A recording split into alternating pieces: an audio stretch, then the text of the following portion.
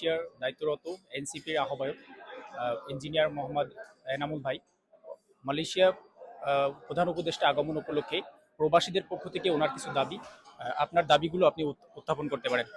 ধন্যবাদ আমাকে সুযোগ দেওয়ার জন্য। প্রবাসীদের পক্ষ থেকে, এনসিপির পক্ষ থেকে আমরা যে বক্তব্য উপস্থাপন করতে চাই, সে প্রবাসীদের প্রধান অন্যতম দাবি হচ্ছে যেসব প্রবাসীরা অবৈধ আছে তাদেরকে বৈধকরণ, তারা যাতে সঠিকভাবে কাজ করতে পারে। এবং দ্বিতীয় দাবি হচ্ছে যেসব প্রবাসী বিদেশে মারা যায়, প্রবাসীদের লাশ যেন বাংলাদেশের সরকারি প্রক্রিয়ায় সরকারি খরচে দেশে প্রেরণ করার ব্যবস্থা করা যায়। তৃতীয় একটা অন্যতম দাবি হচ্ছে প্রবাসীদের যখন নাকি বাংলাদেশি বিমান ভাড়াতে যায় বা এয়ারলাইন্সের ভাড়া, সেটা অসহনীয়। প্রচলিত অন্য অন্য দেশগুলো আছে, যেমন ভিয়েতনাম, ইন্দোনেশিয়া বা ইন্ডিয়া, তাদের তুলনায় আমাদের দেশে প্রবাসীরা 2 থেকে 3 গুণ বেশি ভাড়া দিয়ে বাংলাদেশে যায়। এই সিন্ডিকেটকে ভাঙতে হবে। এই সিন্ডিকেট ভাঙার জন্য আমাদের সরকারকে সরাসরি এখানে সংযুক্ত হতে হবে।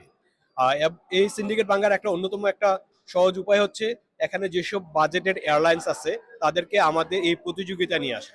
যদি এই প্রতিযোগিতাটা উন্মুক্ত করে দেওয়া যায়, তাহলে অবশ্যই বাংলাদেশে যাতায়াতের যে ভাড়াটা আছে সে ভাড়াটা অনেকাংশে কমে আসবে।